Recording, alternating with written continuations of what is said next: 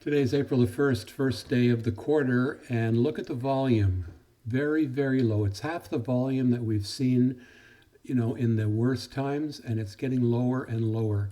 And the Dow just never had a chance. Neither did the NASDAQ, neither did the S&P 500.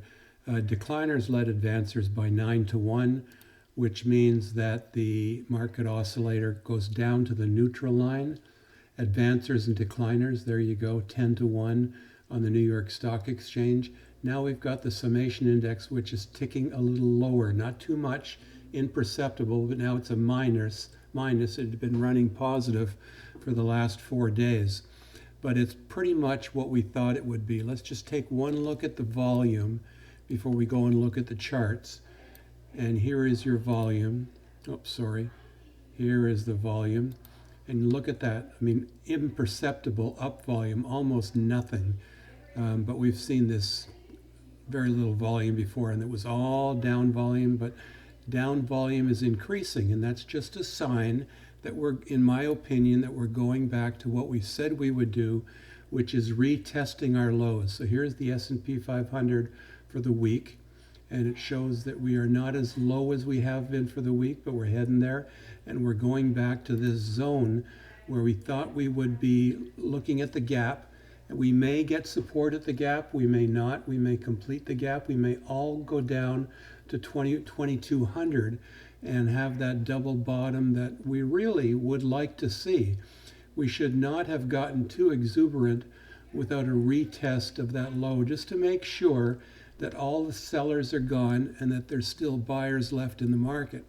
Apple down $12, including the after hours, and it's looking to test that gap very close, maybe fill the gap, maybe go all the way down and make a double bottom again, just like the S&P.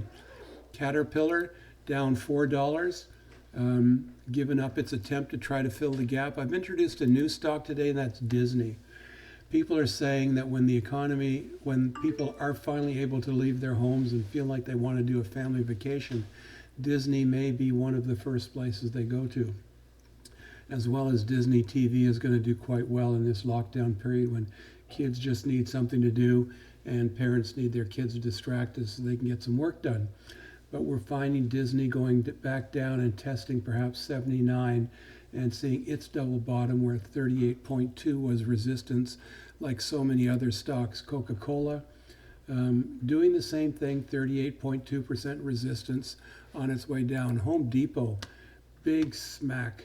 It's heading towards its gap and doesn't look any different than any of the other stocks. 50% resistance because it was doing a little bit stronger than some of the other stocks that we saw.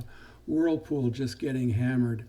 So bottom line, with the VIX ticking up just a little bit but not exceptionally high, and volume being the way it is, it's pretty much given now. We've fallen out of what we thought might be a trend. If we don't get back into that trend zone tomorrow, we're going down to this gap. So watch for 2342, 2350 as our target for the rest of this week. Pretty short video today because what we were hoping is coming true. The gap, the 38.2%, and the green line, this area of support.